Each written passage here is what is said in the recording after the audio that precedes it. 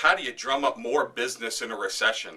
How do you drum up more business when the economy is booming? How do you drum up more business ever? How do you find the hidden temp and permanent job orders? Well, the answer is pretty obvious, and you've heard it before, but it's sourcing or leads.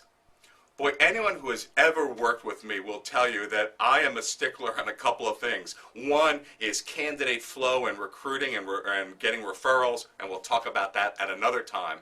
The other one is getting leads. Now, you all know that you're supposed to do it, but do all of you make that a regular part of every single phone call, every single day? That's what you need to be doing.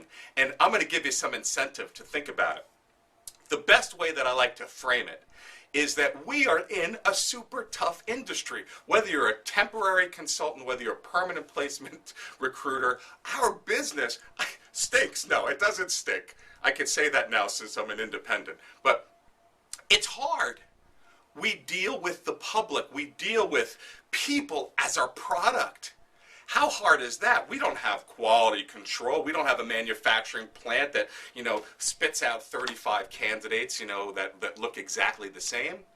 So boy, our product, it talks. And does it talk? And it talks and it changes its mind and it dictates where it can be sold to. It's super hard. So we know that. Anyone that's just starting out in the business is learning that the hard way. Really hard. Okay?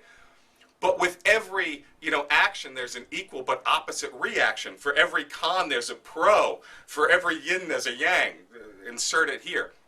Okay, so what is the opposite of the pain of having to deal with people that talk? Well, the positive is people talk, right? Our product talks. Our product can tell us where it is being bought. Our product can tell us where to sell to. An analogy that used to crack me up is that, if you were selling copiers, and some of you, frankly, used to sell copiers, wouldn't you love it if you can walk into your warehouse and the little lid on the copy machine goes up and goes, psst, psst, over here, psst. Bad copier imitation, but I'm not good at that. And the copier starts to tell you where it's being shipped to from its competitors. Your copier tells you, who is dealing with projects that need a lot of collation. All right, maybe it's not a good analogy, but you get the point. We have a product that will tell us all of this and more.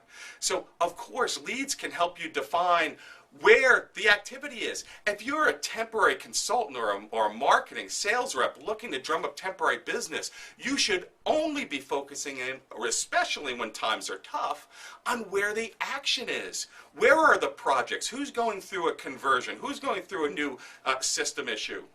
Who's, filling out some, financial reports, or coming out with a new product demo, or launching a new system and they need new call center support and they're working crazy at it. Don't just dial for dollars, go where the action is. And similarly, we can get all sorts of great information on where people currently are, of course.